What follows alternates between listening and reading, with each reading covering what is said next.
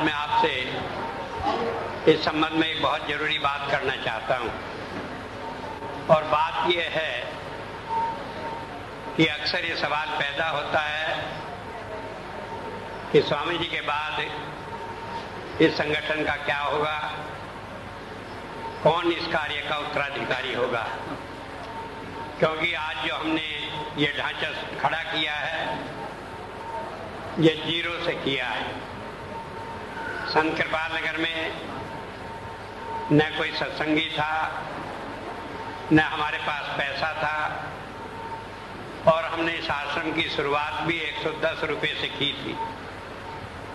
और इन 25 सालों में हमने इस संगठन को जैसा कि सोचा था या जैसा कि मुझे आदेश हुआ था महाराज जी का, उसी के अनुसार हमने इसे खड़ा कर लिया है।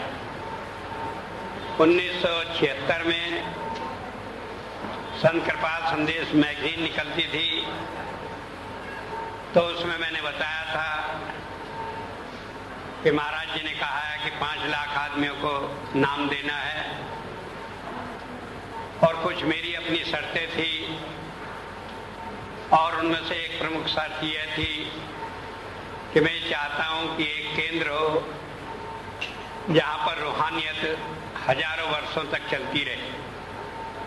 क्योंकि एक बार जब संत चला जाता है और दूसरे की खोज में जब रूहानियत एक जगह से दूसरी जगह चली जाती है तो बड़ा कष्ट होता है। हुजूर के चले जाने के बाद जो एक झंझट खड़ा हुआ गुरु की तलाश में, और कितने लोगों को कितना मन खराब हुआ, कितने वो रास्ते से विमुख हुए, और किस तरह का नंजर था उस समय,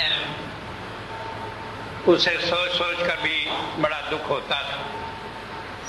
वो लोग जो मिशन की रीढ़ कहे जाते थे, वो इस संगठन को कब्जाने के लिए आपस में इस तरह लड़ते रहे कि जिसमें दुनियादार भी कोई नहीं लड़ता। तो ऐसी हालत में मैंने सोचा था कि एक स्थान हो और जहां पर रूहानियत हमेशा के लिए रहे, ये झगड़े ना हो। उससे अगला आदमी जो शुरू करेगा वो 5 लाख सत्संगियों की एक संगठित सेना को साथ लेकर कार्य शुरू करेगा। उसे मेरी तरह जीरो से शुरू करना नहीं पड़ेगा।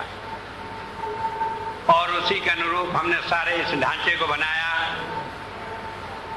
और दिव्यानंद स्पिरिचुअल फाउंडेशन जो कि सोसाइटीज एक्ट में भी रजिस्टर्ड है, और उन्हें कंपनीज एक्ट में रजिस्ट्रेशन कराकर इस तरह कराया गया कि वो इनकम टैक्स की ATG में भी उसका एग्जेम्पशन है, और वो संस्था किसी तरह भी खत्म होने वाली न हो, लगातार चलती रहे। और आज उस संस्था में हमारा अपना कैपिटल, जो शेयर कैपिटल है जो लोगों ने लगाया उसमें, और जिसके कारण वो उसमें काम करने के हकदार हैं, वो 1.5 करोड़ रुपया है। वैसे तो हमारी संपत्ति करीब 10 करोड़ रुपए से ज्यादा हिंदुस्तान में है, और करीब 10 करोड़ रुपए से ज्यादा ही जर्मनी में है, और अमेरिका वगैरह में अलग है। लेकिन मैं बता रहा हूं कि जहां मैंने 110 रुपए से शुरू किया, वहां किसी दूसरे आदमी को 20 या 25 करोड़ रुपए से किसी काम को शुरुआत करने में एक बहुत बड़ी सहूलियत होगी। क्योंकि उस वक्त हमें यह भी सोचना पड़ता था कि दोपहर की रोटी बना लेने के बाद शाम की रोटी का हम इंतजाम कैसे करें, और 9 महीने तक हमारे पास कोई छत नहीं थी जिसके नीचे यहाँ सेवादार लेट सकें, बैठ सकें। तो इस तरह से एक संगठन को हमने खड़ा किया। लेकिन उसके साथ ही साथ कुछ कठिनाइयां भी आई हैं, और कठिनाइयां ये आई हैं कि वो संत मत, जिसमें संत या सद्गुरु परमात्मा का काम करने के लिए आता है, वो लोगों को बड़ा अट्रैक्टिव लगता है। वैसे तो महाराज जी कहा करते थे कि परमात्मा गुरु किसी को न बनाए, क्योंकि इसमें बड़ा कष्ट है, और कष्ट उसे अनुभव होता है जिसे काम करना पड़ता है। मैं तो ये जानता हूं कि इन 25 सालों में मैं रात में कभी सो नहीं पाता। सारी रात वो सारे मामले कि जो 5 लाख आदमियों के साथ गुजरते हैं, वो मेरे अपने मामले होते हैं, लेकिन दूसरा आदमी संत के उस दर्द को नहीं जान सकता। वो तो ये जानता है कि स्वामी जी है, जब चाहे जब सोए, जब चाहे जब उठे। हजारों लाखों आदमी पैर उनके छूते हैं, कार में घूमते हैं, जहां जाओ लोग पलक पावड़े बिछाए इंतजार करते रहते हैं, और ऐसे में अट्रैक्शन लगता है, और उस अट्रैक्शन के साथ लोग आगे सोचने लगते हैं कि गुरु बनना बड़ा अच्छा है, और उससे एक समस्या खड़ी हो जाती है।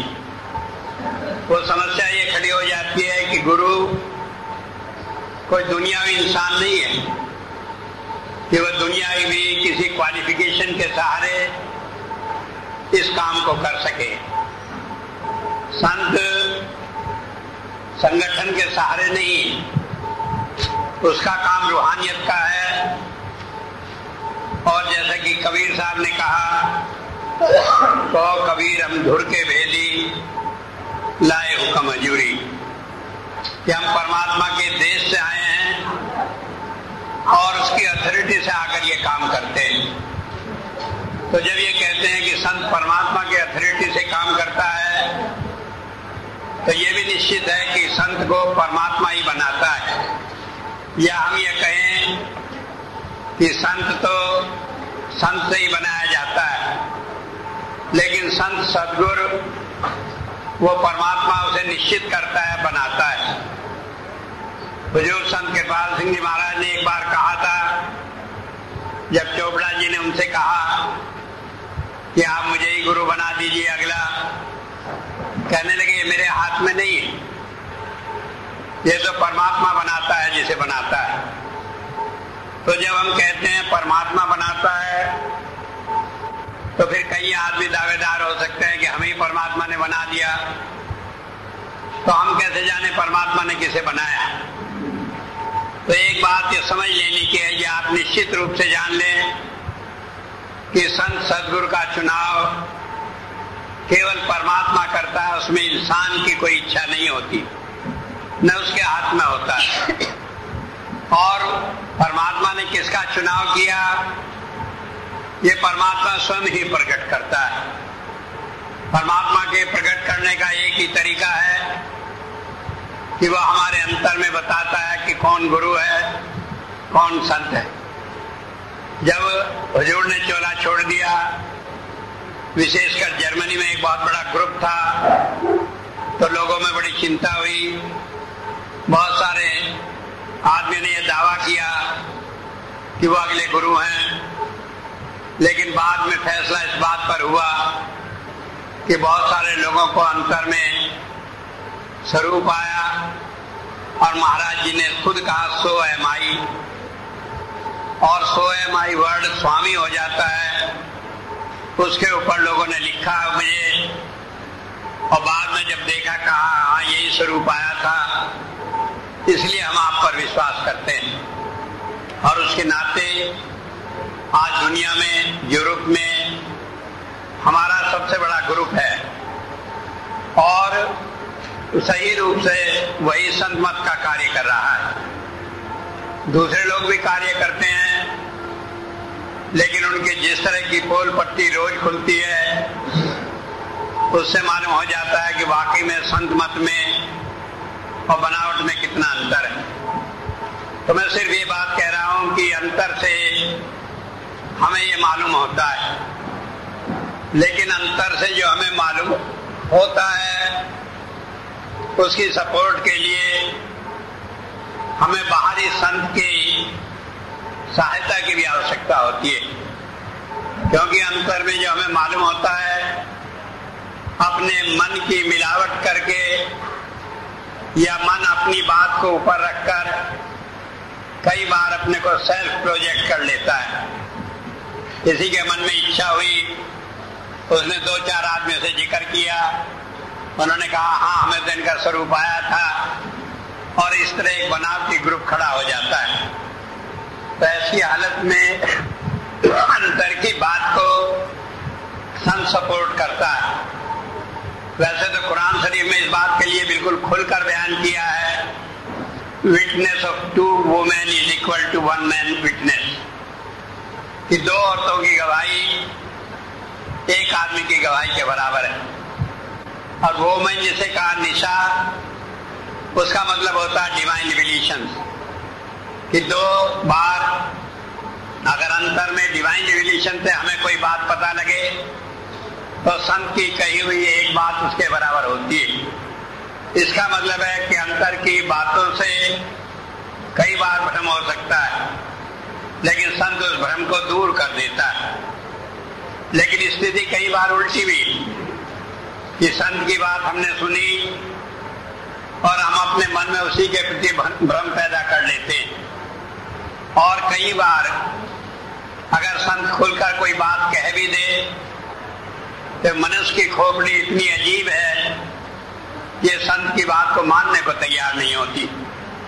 गुरु नानक देव जी महाराज थे, उन्होंने भाई लहना को अपने आप गुरु बनाया और उन्हें गद्दी पर बिठाकर और उन्हें मत्था टेका कि अब ये गुरु हैं, तो इसलिए पहले उन्होंने ही मत्था टेका।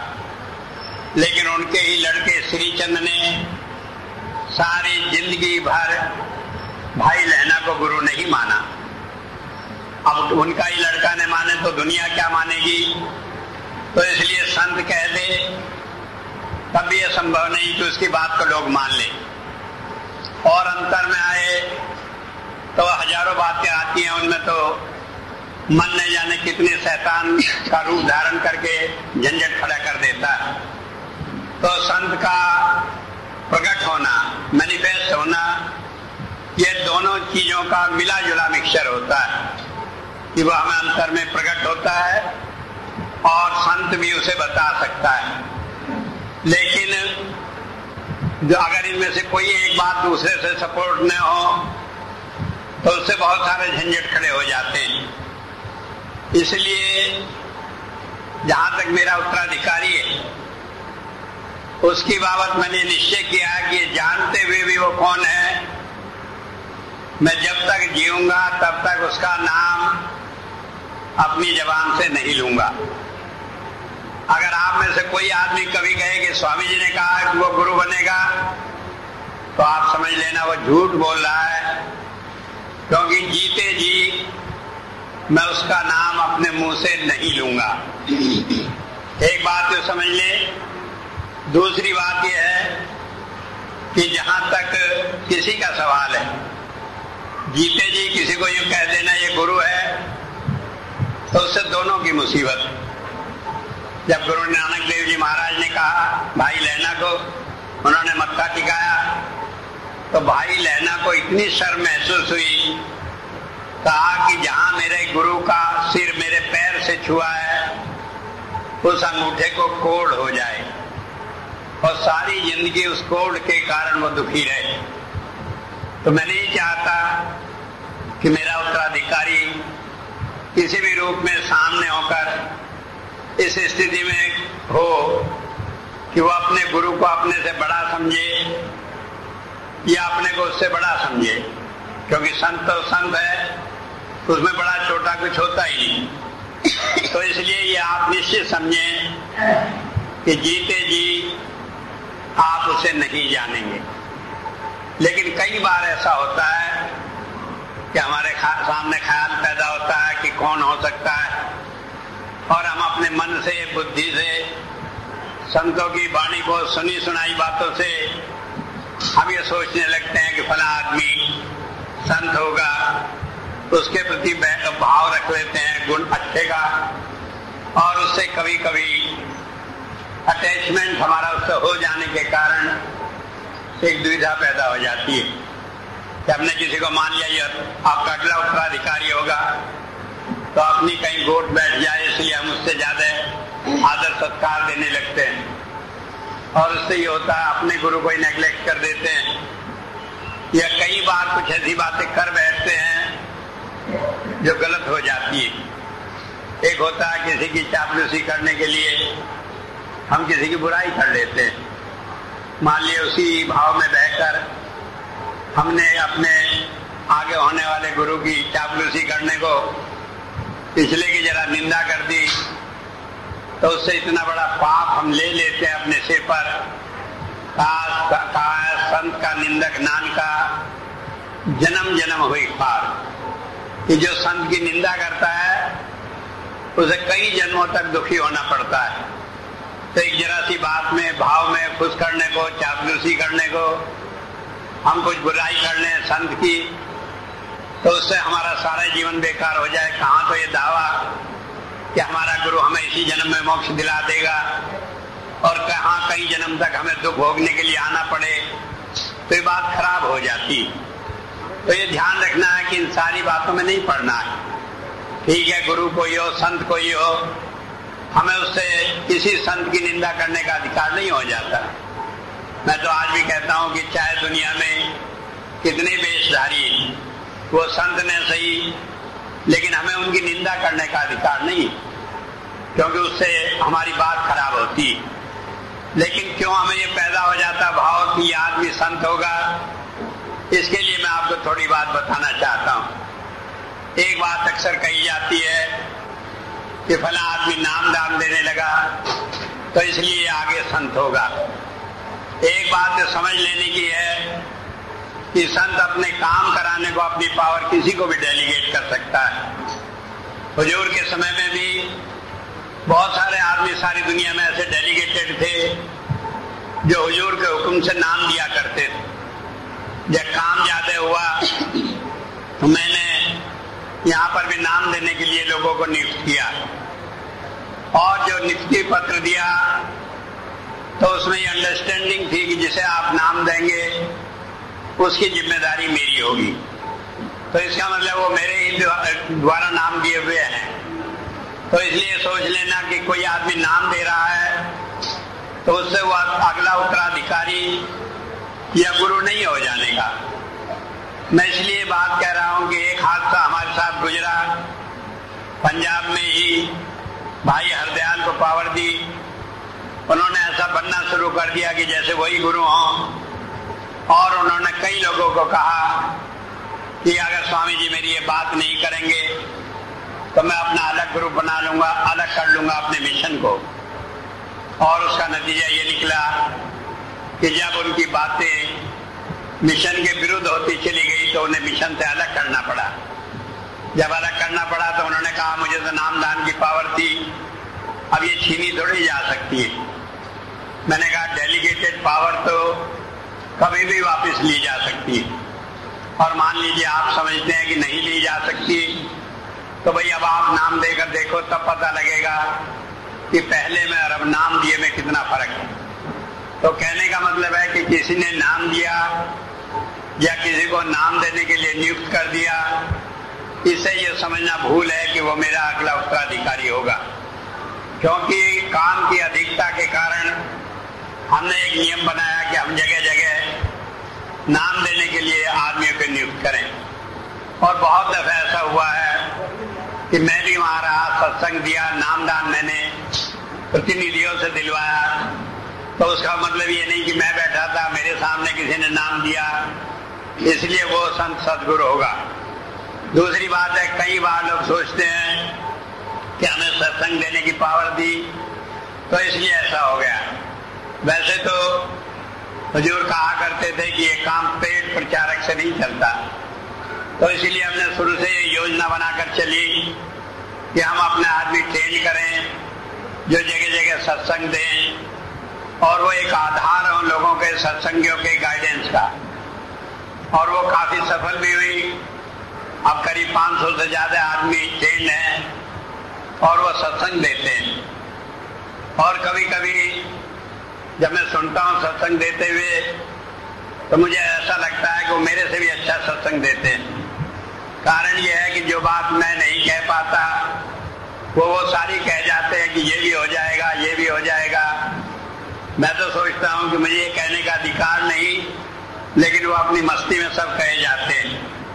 लेकिन कहने का मतलब है कि कोई सत्संग दे रहा है या कोई नामदान दे रहा है, उससे ये तो है कि वो हमारे संगठन का एक बहुत अच्छा प्रतिनिधि है, लेकिन उसका मतलब ये नहीं हो जाता कि उसका ये कोई क्लेम है कि वो गुरु बनेगा या बन रहा है। जहां तक कई बार लोग कहते हैं अंतर में आने की बात, तो कई बार ऐसा होता है प्रतिनिधि भी अंतर में आ जाता है।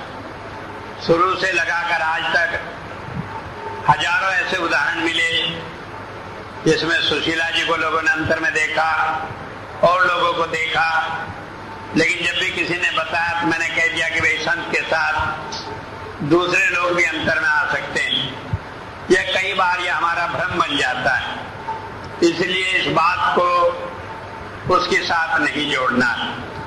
तो पहली बात ये सोचना कि किसी को मैंने अपने टाइम में नामदान दिलवाया, चाहे उसने इंडिपेंडेंट होकर दिया या मेरे कहे से दिया, या वो सत्संग देता है, रेगुलर देता है, डेरे में देता है, कई बड़े सत्संग में देता है, इससे इस बात का कोई ताल्लुक नहीं।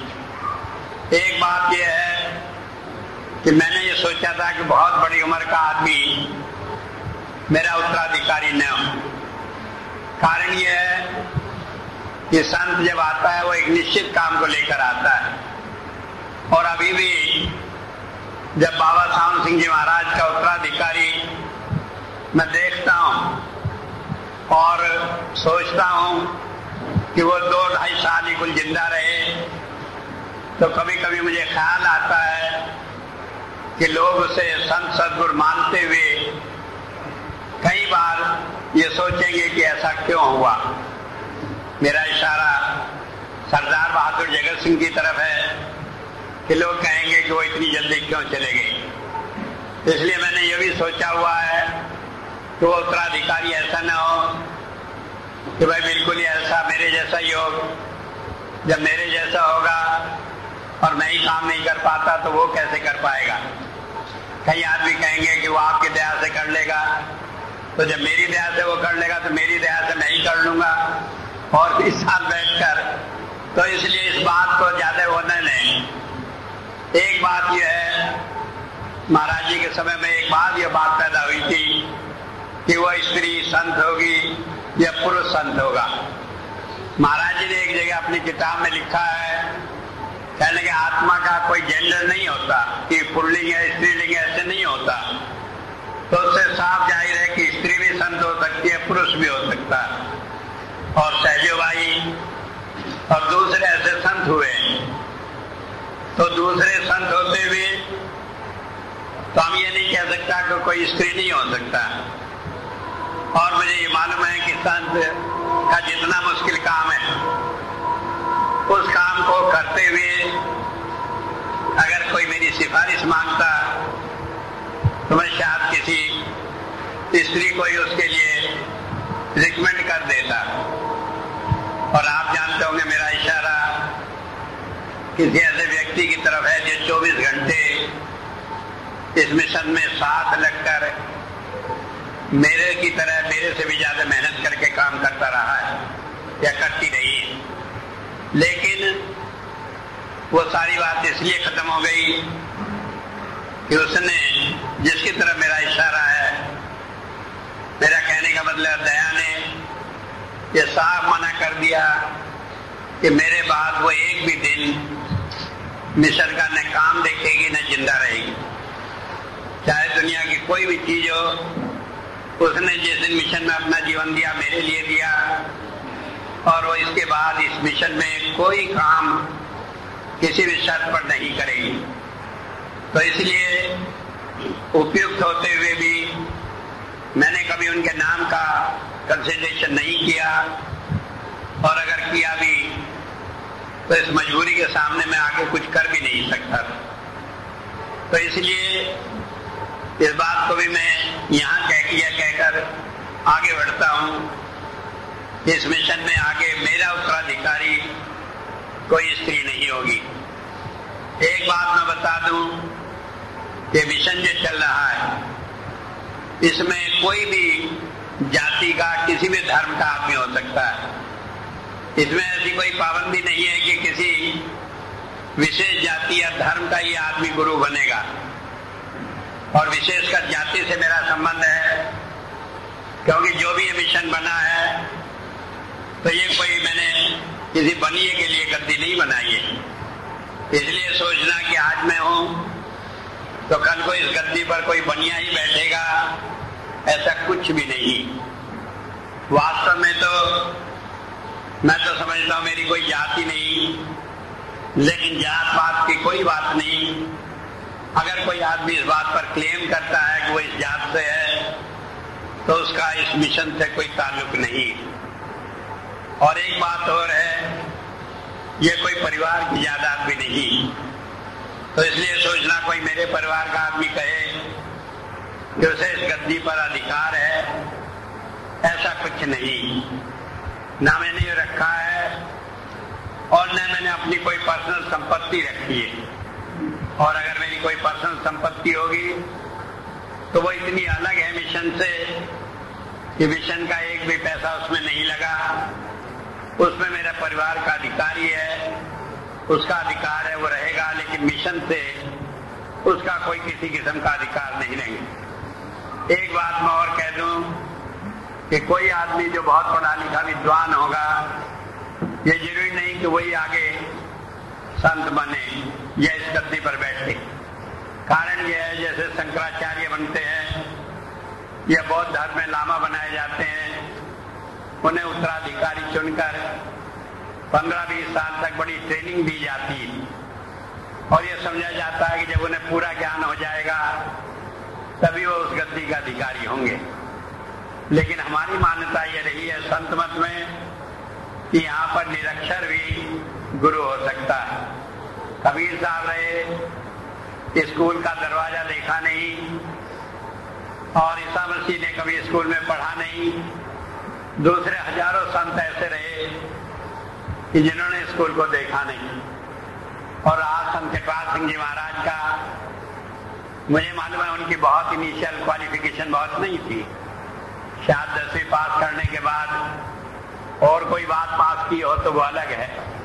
ये बात दूसरी है कि अपनी काबिलियत से वो इतनी बड़ी सरकारी पोस्ट पर हो गए हैं। और मैं आपको बता दूं कि मेरी भी इनिशियल क्वालिफिकेशन हाई स्कूल रही है। रुड़की से मैंने जूनियर इंजीनियरिंग का कोर्स पास किया, लेकिन 10वीं पास आदमी को विदेश में जाकर अंग्रेजी में बोलना, लेक्चर देना, ये कभी कल्पना भी नहीं की जा सकती। और जब मैं पहली बार वहां गया जर्मनी में, विदेश में, उससे पहले न मैं कभी अंग्रेजी में बोला और न मैंने कहीं से कोई ट्यूशन लिया या कोचिंग की और न मैंने कोई स्टडी की।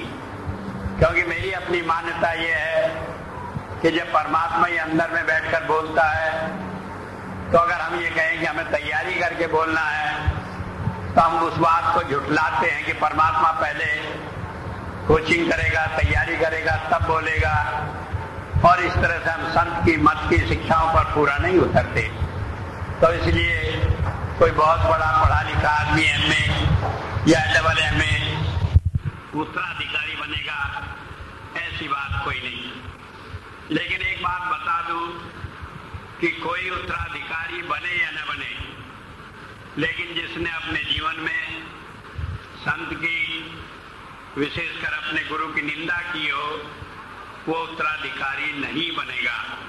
चाहे वो 1000 कोशिश करे, गंगा जी में पूरा सिर डुबाकर कसमें खाए कि नहीं मेरी वो बात तो गलती थी, छूट गई, ये मतलब नहीं था, लेकिन जिसने गुरु की निंदा की होगी वो उत्तराधिकारी नहीं बनेगा। अब सवाल यह है कि इतनी बातें तो बता दी कि कौन बनेगा और कौन नहीं बनेगा, लेकिन आखिर जो बनेगा उसकी क्वालिफिकेशन क्या रहेगी और वो क्या काम करेगा। पहली बात यह है कि मैंने बताया था 1976 में जब मैंने ये काम संभाला था, उससे पहले ही महाराज जी से ये बात तय कर ली थी कि एक सेंटर होगा और आगे हजारों वर्षों तक वही सेंटर चलेगा। तो जो भी उत्तराधिकारी होगा वो संत कृपाल नगर में ही रहकर कार्य करेगा, चाहे अब कहीं रहता हो, लेकिन जब वो आएगा तो उसके बाद यही रहेगा और उसका पूर्णकालिक कार्य, पूरा कार्य यही रहकर संत मत का कार्य करना ही होगा। जो आदमी उत्तराधिकारी होकर यहाँ से बाहर चला जाएगा तो आप समझे कि वो सही मायने में उत्तराधिकारी नहीं है और वो गलत अपने आप को या किसी बहाने से इस जगह पर बैठ गया है। दूसरी बात यह है कि सारे संगठन को चलाने के लिए हमने DSF एक संस्था बनाई है। एक होता यह है कि धर्म में जब संगठन हावी हो जाता है तो वो धर्म अधर्म का रूप ले लेता है, क्योंकि संगठन में आकर आदमी फिर गलत सही को न देखकर संगठन के हित की बात सोचता है और उसकी वजह से सारे उल्टे सीधे काम करने लगता है। मुझे याद है एक बार मैं न्यू वर्ल्ड हाइंग कॉन्फ्रेंस में था तो वहां मेडिटेशन सेमिनार में मैंने ये जिक्र किया कि इस्लाम धर्म एक पूर्ण संत की शिक्षाओं पर चलने वाला धर्म है, फिर इसके अंदर ध्यान की क्रिया को महत्व क्यों नहीं दिया जाता। तो वहां पर मिस्टर जकी तक्कावी एक आदमी थे, तो उन्होंने बताया, वो कुरान के बहुत अच्छे विद्वान थे, कहने लगे कुरान शरीफ में तो 97 चैप्टर में 4थी आयत में दिया है कि 100 महीने की नमाज पढ़ने से एक वक्त का ध्यान करना बेहतर है। 100 महीने तक नमाज पढ़े उसका कोई फल नहीं, एक टाइम ध्यान करे उसका फल ज्यादा है। जब उन्होंने ये बात कही तो मैंने सवाल किया कि ये बात कुरान शरीफ में लिखी होते हुए भी मुसलमान लोग ध्यान क्यों नहीं करते। तो कहने लगे संगठन इतना हावी हो गया है कि उसने उस बात को छुड़ाकर नमाज की बात को ज्यादा महत्व दिया है, क्योंकि नमाज से उनका संगठन बढ़ता है, बाहरी रूप से लोग 5 बार इकट्ठे होते हैं, वो जो चाहे अपनी बात उनसे कहकर करवा लेते हैं, इसलिए संगठन ने धर्म को दबा दिया। तो ये हमेशा ही होता है, तो इसलिए हमने संगठन तो बनाया है और संगठन बनाया है दिव्यानंद स्पिरिचुअल फाउंडेशन के नाम से, और उसे हमने एक अच्छा ढांचा दिया है कि उसके मेंबर हैं, बोर्ड ऑफ डायरेक्टर्स है और जेम्स इंटरनेशनल भी उसकी शाखा है। तो उसे संगठन तो रहेगा लेकिन वो कभी भी संत के ऊपर हावी नहीं होगा। तो हमने रखा है संगठन अपना काम करता रहेगा, लेकिन जो संत सदगुरु होगा वो उन सब के ऊपर रहेगा। तो वो संगठन का प्रेसिडेंट रहेगा, बोर्ड ऑफ डायरेक्टर्स का, जो इंटरनेशनल बोर्ड है, जैसे कि मैं आजकल हूं, और उसकी बात संगठन में भी हमेशा सुनी जाएगी क्योंकि वो प्रेसिडेंट है, और उसकी बात संगठन में रहते हुए भी संगठन को यह स्वतंत्रता होगी कि वो काम तो करे लेकिन हावी न हो। तो इसलिए वो जो उत्तराधिकारी होगा वो प्रेसिडेंट होगा बोर्ड ऑफ डायरेक्टर्स का, और अपने जीते जी मैं उसे प्रेसिडेंट तो बना दूंगा, चाहे मरने से 1 घंटा पहले बनाऊं चाहे 2 दिन पहले बनाऊं, लेकिन वो मालूम बाद में ही होगा, क्योंकि उसकी एक कार्रवाई होती है, उसमें लिखा जाता है कि ये बना दिया गया, और बना देने के बाद उसे रख देंगे और बाद में वो आपको मालूम हो जाएगा। और इसके अलावा क्योंकि हिंदुस्तान में बहुत सारी फोर्जरी भी चलती है, हमारा हिंदुस्तान इस काम में मशहूर है कि सारे गलत काम यहाँ पर लोग कर लेते हैं।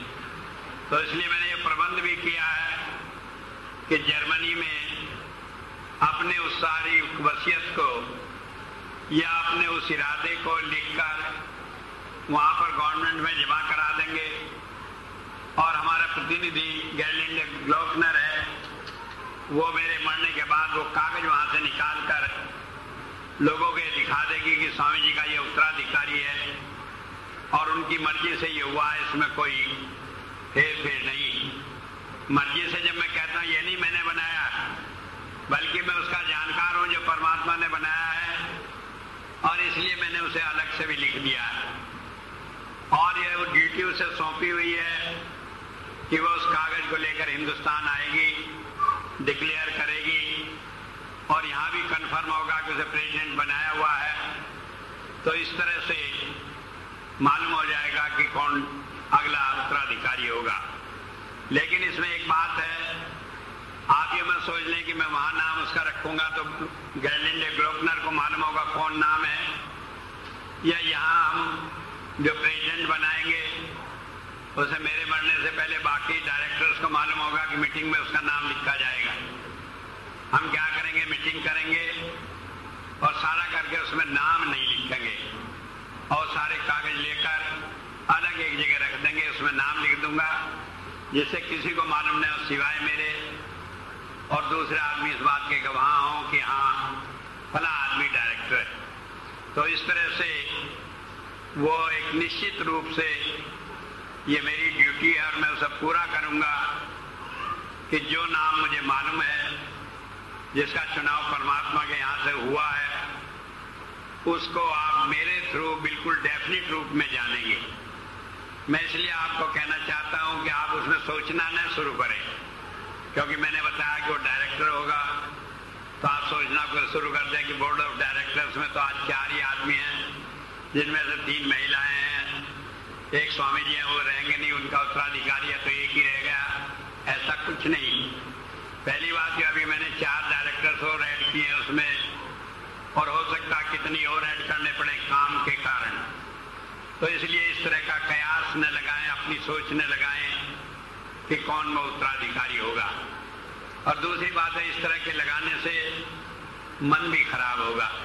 मान लो आपने किसी को सोचा और बाद में वो नहीं हुआ, तो आप ये नहीं कहेंगे कि आपका सोचना गलत था, आप कहेंगे धोखा हुआ है, लोगों ने नाम पलट दिया होगा, किसने बेईमानी की होगी, और इस तरह से फिर उसके प्रति जो मैं चाहता हूं आपकी निष्ठा नहीं रहेगी। इसलिए ये काम तो आप बिल्कुल छोड़ दें, स्वामी जी बताएंगे, लेकिन ये जो कसौटी है जो बताई है, इस पर वो खरा उतरता है नहीं, ये हम देख ले।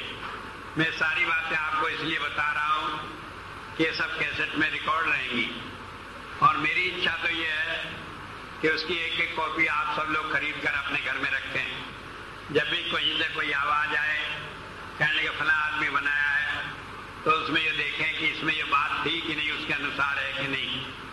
क्योंकि जब मैंने बताया मेरे जीते जी कोई नाम प्रकट नहीं होगा, अगर कोई कहता है जीते जी के फला को बनाया है, तो समझ लो कि वो गलत है, वो हो ही नहीं सकता, चाहे वो यही कह दे कि मैं तो स्वामी जी के मुंह से ही सुनकर आया हूं। तो इसलिए ये मैंने सोचा कि एक आपके पास सबूत रहेगा, और जिससे आप बहुत बड़ी झंझट से बच जाएंगे, दुनिया भर के उलट पुलट काम नहीं होंगे।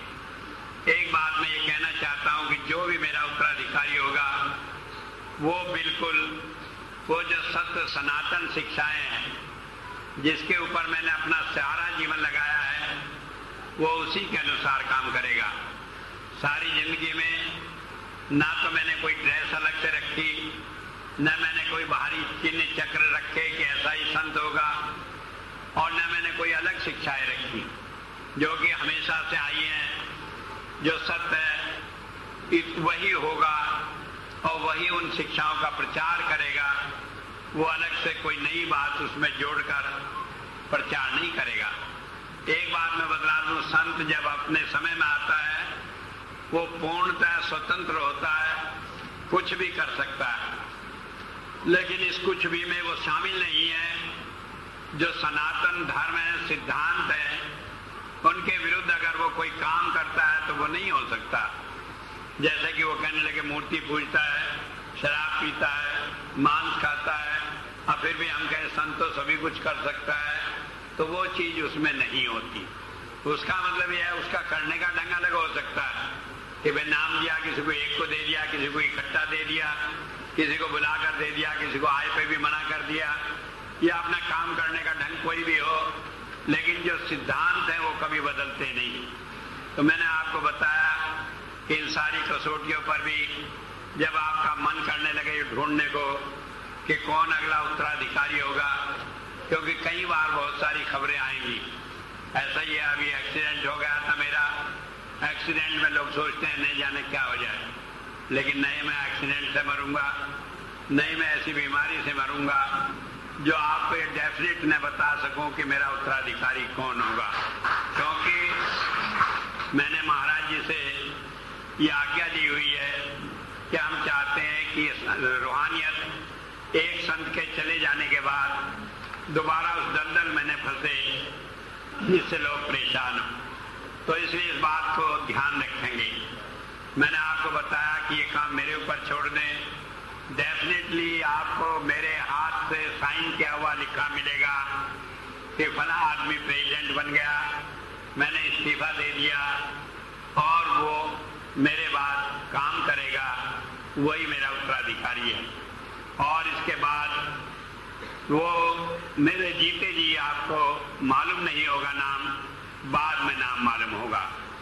और अंत में मैं आपको एक बात बता दूं कि अगर आप ये सोचने लगे कि जो बातें स्वामी जी ने बताई उसमें तो हम टटोले क्या संभावना है, इस सारे के बाद भी मैं बता दूं अनंत संभावनाएं हैं कौन हो सकता है। जहां तक मैंने कहा कि वो पुरुष ही होगा, क्योंकि काम बहुत ज्यादा है और आगे ये काम बहुत ज्यादा बढ़ना है। तो मैं नहीं समझता कि कोई महिला इस काम को कर सकेगी।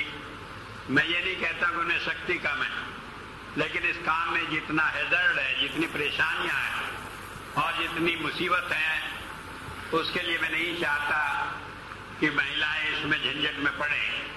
तो उससे 50% तो बात अलग हो गई, लेकिन फिर भी 50% में भी 5 लाख में से 2.5 लाख की संभावना तो है ही है, कोई भी हो सकता है। तो इसलिए कोई ये मत सोचे, कोई ये हिसाब लगाने लगे कि डायरेक्टर में से होगा और डायरेक्टर इतने हैं, इनमें से 4 में से 5 में से होगा।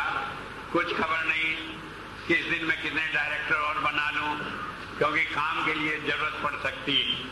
अब हम सोचते हैं एक काम के लिए ट्रेंड आदमी रहे, क्योंकि किसी वक्त यूएनओ में हमारी संस्था रजिस्टर्ड हो गई तो वहाँ बहुत काम बढ़ेगा, सेवा का कार्य बहुत बढ़ेगा जो जेंट्स इंटरनेशनल का है, और हो सकता है एक प्रोजेक्ट के लिए हमें एक डायरेक्टर रखना पड़े, और डायरेक्टर बनाने में कोई देर नहीं लगती। तो इसलिए ये भी अनंत संभावनाएं हैं कि कोई भी डायरेक्टर बन सकता है, लेकिन जो बनेगा उसके साथ ही होगा वो अद्भुत होगा, मेरा ही रूप होगा, और चाहे कोई उसे छेद पीट कर मैं ऐसा कर लूंगा कि मेरे की तरह ही काम करे। क्योंकि मैंने अपने जीवन में जब ये काम संभाला तो 2-3 बातों का बड़ा ध्यान रखा कि मैं किसी का पक्षपात नहीं करूंगा, जात पर, धन पर, गरीबी पर, पढ़े लिखे बेपढ़े पर भेदभाव नहीं करूंगा। और आज तक मैं समझता हूं कि कोई चाहे 1 लाख रुपया सेवा दे और चाहे मुट्ठी बंद करके कोई 1 रुपया दे जाए, उसके लिए मैं भेदभाव नहीं करता। कोई आए अपनी परेशानी सुनाने के लिए, उसमें मैं भेदभाव नहीं करता। कोई किसी वक्त आकर मिले, कोई बात तो नहीं करता। ये जरूर होता है जब भीड़ होते चाहता अपनी बात शॉर्ट में कह ले, 1 बार में, 2 बार में, 3 बार में समझ ले। ज्यादा कोई सिर खाने लगता है तो थोड़ा सा जोर से बोलना पड़ता है, लेकिन वो भी किसी भेदभाव के कारण नहीं।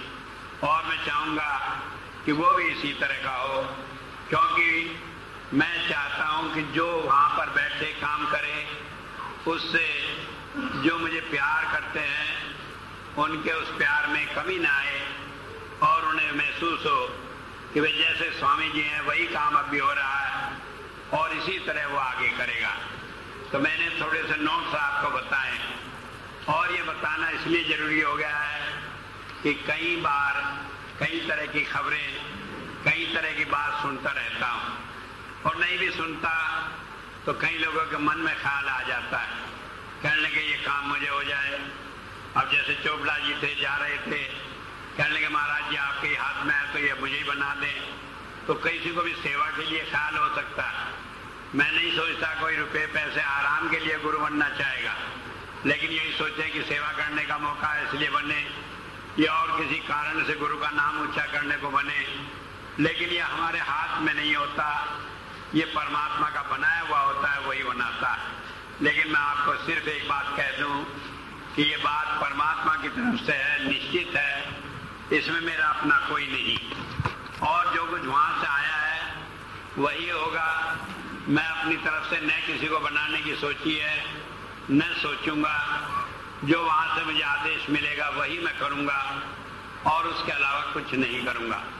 मैंने आपको इसलिए ये बात बताई है कि जो आदमी दुनिया में आया उसे जाना है, और मेरे जैसे आदमी को जिसने अपना काम पूरा कर लिया हो, तो मुझे तो अब ये लगता है कि एक एक काम ये मैं बोनस में एक्स्ट्रा कर रहा हूँ, यूँ कहने के लिए कि मैंने अपना काम पूरा कर लिया, और जो आप चाहते हैं वो करा लें।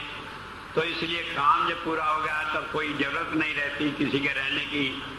तो इसलिए इसका मतलब ये नहीं कि भाई वही सोचें कि भाई स्वामी जी तो हमेशा ही रहेंगे। ये आपकी शुभकामनाएं, इच्छाएं, आप ये सोचें आप बैठे रहें, लेकिन ये आपके सोचने से, मेरे करने से कुछ नहीं होता, क्योंकि जब है वो सारा परमात्मा का नियम है, उसने बनाया हुआ है, और हमें उसे इतनी खुशी से मानना है कि कभी आंख भर के न आए, कभी ख्याल न हो, क्योंकि जो परमात्मा का काम है उसमें भी अगर हम सोचेंगे कि ये ठीक हुआ नहीं हुआ, तो फिर हमसे अविश्वासी आदमी भी कोई नहीं हो सकता।